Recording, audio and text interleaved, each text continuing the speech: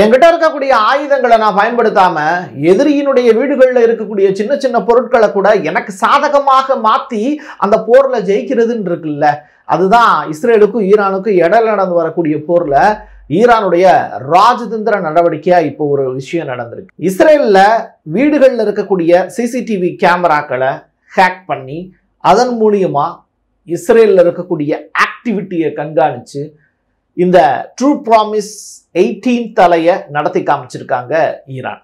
இது எப்படி சாத்தியமாச்சு? ஒவ்வொரு வீடுகளிலையும் இருக்கக்கூடிய சிசிடிவி கேமராக்களை எப்படி ஈரான் முடக்குறாங்க? ரொம்ப பெரிய அளவிலான சக்சஸ்ஃபுல்லான ஒரு ப்ராஜெக்டா செஞ்சு முடிச்சிருக்காங்க. இதெல்லாத்தையும் தாண்டி ஐக்கிய நாடுகள் சபையில ஈரானும் இஸ்ரேலும் மோதிக்கிட்ட அக்லியான கான்ட்ரவர்ஷியான ஸ்பீச் என்ன அப்படிங்கிறதையும், இன்னொரு புறம் 5.1 அளவுக்கு ரிக்டர் அளவுகோல்ல பதிவாயிருக்கு ஈரான்ல நிலநடுக்கம். இதுக்கு பின்னாடி இருக்கக்கூடிய காரணங்களா உலக நாடுகள் சொல்வதை விட்டுவிட்டு ஜெனீவாவில் ஈரானுடைய ஃபாரின் மினிஸ்டர் என்ன சொல்லியிருக்காரு அப்படிங்கிறதையும், புட்டின் ரொம்ப பெரிய அளவில் போருக்குள்ள இறங்காம ஈரானை ரஷ்யாவில் இருந்தே காப்பாற்றுறதுக்கான எல்லா வேலையும் செஞ்சுக்கிட்டு இருக்கார். அணுகுண்டு இருப்பதற்கான ஆதாரங்களை யாராவது கொடுத்தீங்க அப்படின்னா 2003 ஏற்பட்ட நிகழ்வுகள் மாதிரி நடக்கலாம். ஆனால் அதற்கான ப்ரூஃப் எங்கேயாவது இருக்கா அப்படிங்கிற அந்த கேள்விதான் இன்னைக்கு உலகம் முழுவதும் இருக்கக்கூடிய ஒட்டுமொத்த கேள்வி. இது ரொம்ப ரொம்ப அவசியமான கேள்வி. இதைத்தான் நீங்க ஷேர் பண்ணணும். வாங்க பார்க்கலாம் உறவுகளே, இது பிரசாத் சிக்னேச்சர். நீங்க ஒரு ஜேர்னலிஸ்டா இல்ல நியூஸ் ரீடரா வரணும்னு ஆசைப்படுறீங்களா? அப்படின்னா இது உங்களுக்கான பெரிய வாய்ப்பு. ஒரு பெரிய இலக்கோட அதற்கான முதல் படிக்கட்டு தான் இந்த பயிற்சி பட்டறை. தியரிட்டிக்கல் அண்ட் பிராக்டிக்கல் கிளாஸினுடைய முடிவில் சர்டிஃபிகேட்டும் கொடுக்கப்படும். தொடர்புக்கு 94493594 என் நம்பருக்கு காண்டாக்ட் பண்ணுங்க. நீங்க நம்ம சேனலுக்கு விளம்பரம் கொடுக்க விருப்பப்பட்டீங்கன்னா 94493594 இந்த நம்பருக்கு காண்டாக்ட் பண்ணுங்க.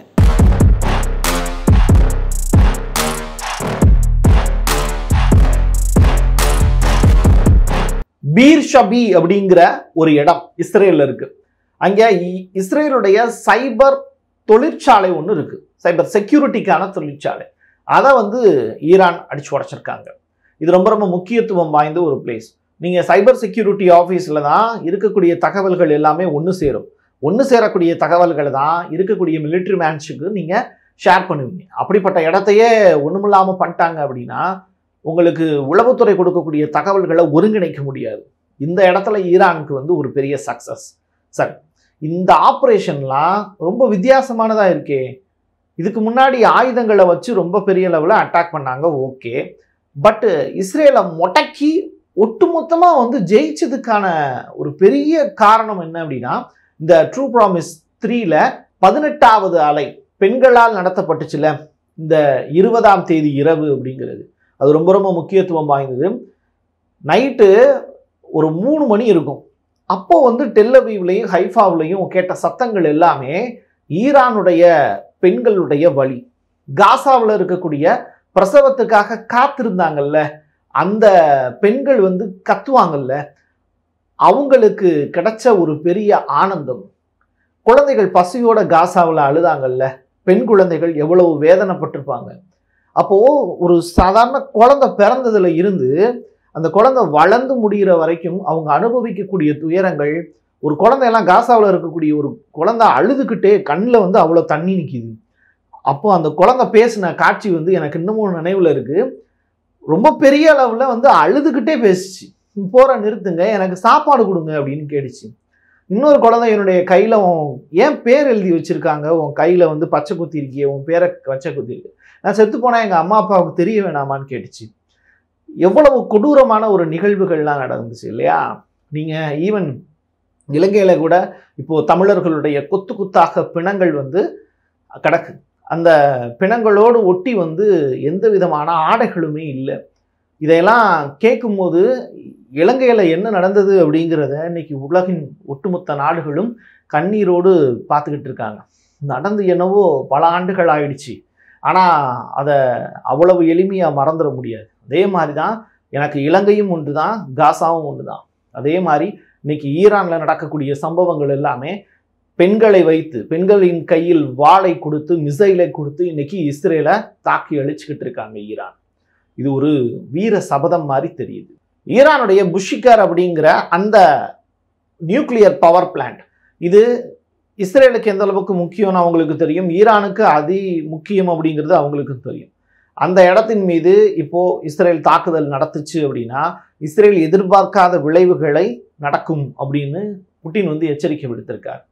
புட்டின் வந்து ஈரானை வந்து அப்படியே கை குழந்த மாதிரி அப்படியே சேஃபாக வந்து வச்சுக்கணும்னு நினைக்கிறார்.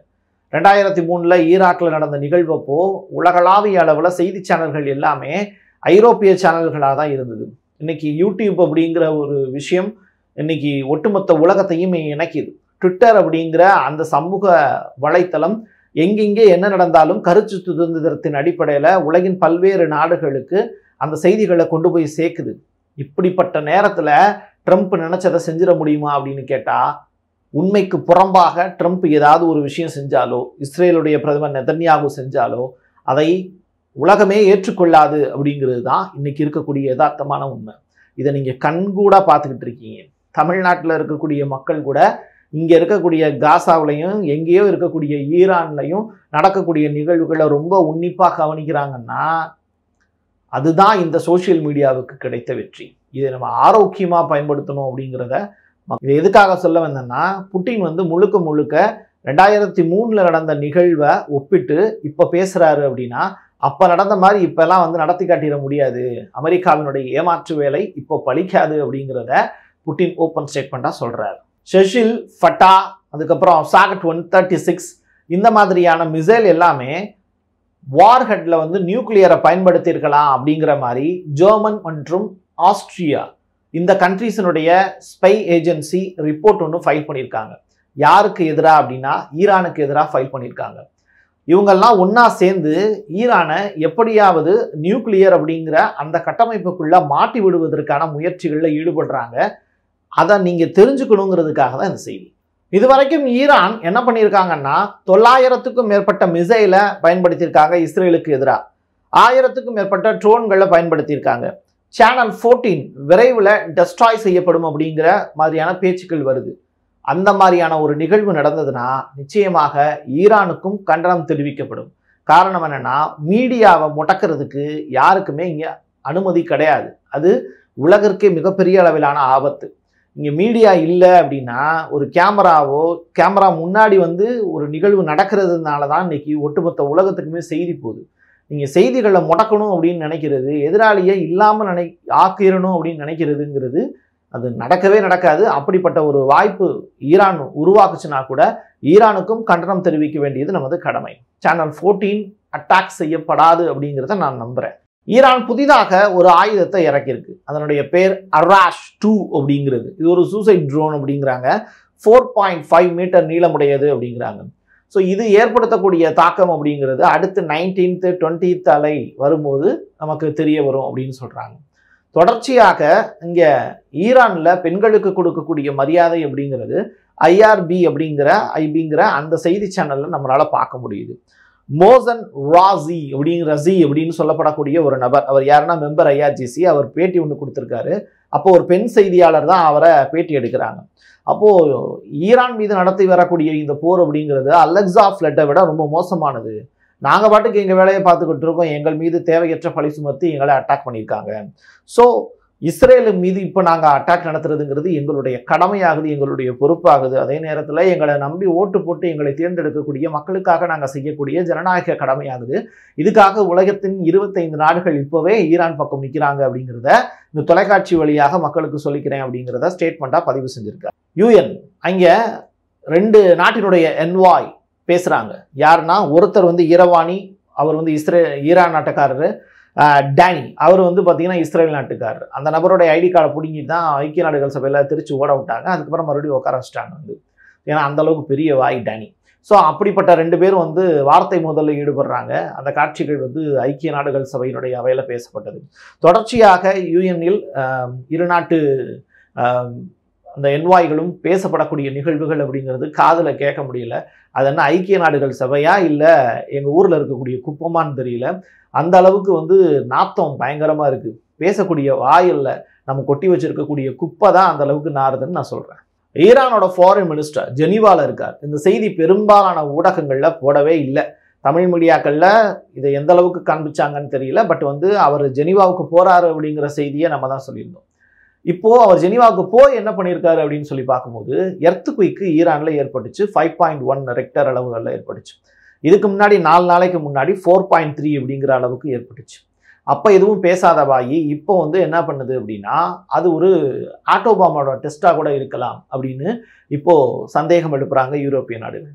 தொடர்ச்சியாக அவங்க எழுப்பி வரக்கூடிய சந்தேகத்துக்கு ஜெனீவாவில் இருந்து ஈரானுடைய ஃபாரின் மினிஸ்டர் சொல்லி இருக்கக்கூடிய தகவல், ஒரு நாட்டில் நிலநடுக்கம் ஏற்பட்டுச்சு அப்படின்னா எந்த நாடுகளுமே அந்த பாதிக்கப்பட்டு இருக்கக்கூடிய நாட்டுக்கு வந்து அனுதாபம் தெரிவிக்கும். இயற்கையினுடைய சூழல் காரணமாக நாங்கள் மலைகளால் சூழப்பட்டிருக்கிறோம், பள்ளத்தாக்கால் சூழப்பட்டிருக்கிறோம், பாலைவனத்தால் பாதுகாக்கப்பட்டிருக்கிறோம், இப்படி எங்களுக்கு இயற்கை அரண் போர்த்து இருக்கக்கூடிய ஒரு நாடு தான் ஈரான். அதனால தான் எங்களை யாருமே வந்து பெரிய அளவில் அட்டாக் பண்ண முடியல. அப்படி ஒரு வரப்பிரசாதம் எங்களுக்கு இருக்கிறது. இன்னொரு புறம் துருக்கி, இந்தோனேஷியா உள்ளிட்ட இடங்களில் எப்படி நிலநடுக்கம் அவ்வப்போது ஏற்படுதோ அதே மாதிரி தான் எங்களுடைய நாட்டிலேயும் நிலநடுக்கம் ஏற்படும். ஆனால் இப்போ மட்டும் என்ன பண்ணுறாங்க, ஆட்டோபாம் டெஸ்ட் வந்து நடக்குதா அப்படிங்கிற கேள்வியை கேட்டிருக்காங்க. இது தேவையற்றது, ஈரான் மீது பழி சுமத்தாதீர்கள் அப்படிங்கிற செய்தியையும் ஃபாரின் மினிஸ்டர் ஜெனீவாவில் போய் பேசியிருக்கார். ப்ளூம்பர்க்கினுடைய ஒரு அறிக்கை, ப்ளூம்பர்க் உங்களுக்கு நல்லாவே தெரியும், உலகளாவிய அளவில் செய்திகளை சரியாக கொண்டு வந்து சேர்க்கக்கூடியதில் நம்பகத்தன்மை வாய்ந்த ஒரு செய்தி சேனல் இல்லை வெப்சைட் எடுத்துக்கலாம். அப்படிப்பட்டவங்க ஒரு செய்தியை ரிலீஸ் பண்ணியிருக்காங்க. இஸ்ரேல் தொடர்ச்சியாக அடி வாங்கி கொண்டிருப்பதற்கான காரணத்தை நாங்கள் கண்டறிந்து விட்டோம். அது என்ன? இஸ்ரேலில் இருக்கக்கூடிய ஒவ்வொரு வீடுகளுமே அவர்களுடைய எதிரிகளாக மாறி போயிருச்சு. அது எப்படி? ஒவ்வொரு வீடுகள்லையுமே சிசிடிவி கேமராக்கள் வச்சுருக்காங்க. அந்த சிசிடிவி கேமராக்கள் இப்போது இஸ்ரேலியர்களுடைய கட்டுப்பாட்டை விட ஈரானுடைய சைபர் அட்டாக்கால மாட்டிக்கிட்டு இருக்கு.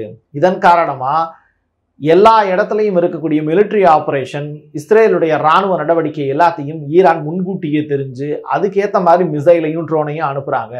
அதனால தான் இஸ்ரேலுடைய ஏர் டிஃபென்ஸ் சிஸ்டம்ங்கிறது டோட்டலாக ஃபெயிலியர் ஆயிடுச்சுன்னு புதியதொரு காரணத்தை அடுக்கிறாங்க. இதை கேள்விப்பட்ட இஸ்ரேலியர்களுக்கு உடனே உங்களுடைய சிசிடிவி கேமராவுக்கான பாஸ்வேர்டை மாற்றிடுங்க, தேவைப்பட்டதுன்னா உங்களுடைய சிசிடிவி கேமராவையே உடச்சிருங்க, அப்படி இல்லாட்டி அந்த சிசிடிவி கேமராவுக்கான அந்த அந்த ஒவ்வொரு கேமராவுக்குமே ஐபி அட்ரஸ் இருக்கும், அதெல்லாம் வந்து பார்த்தீங்கன்னா உங்களுக்கு தேவை இல்லை அப்படின்னா அதை அகற்றுவது பெஸ்ட்டு அப்படிங்கிற ஒரு ரெக்வஸ்ட்டை இஸ்ரேலியர்களுக்கு கொடுத்துருக்காங்க. நெதனியாகவே ஸ்ட்ரைட்டாக அந்த ஸ்டேட்மெண்ட்டை சொல்லியிருக்காரு அப்படிங்கிற தகவல் வழியாக இருக்குது. ஐஆர்ஐபி வந்து தொடர்ச்சியாக அவங்களும் என்ன சொல்கிறாங்கன்னா, இது ஒரு பக்கம் இருக்கட்டும், எங்கள் மீது தான் சைபர் அட்டாக் நடத்தியிருக்காங்க அப்படின்னு போகிற பக்கம் அவங்களும் ஒரு குத்தி விட்டுருக்காங்க.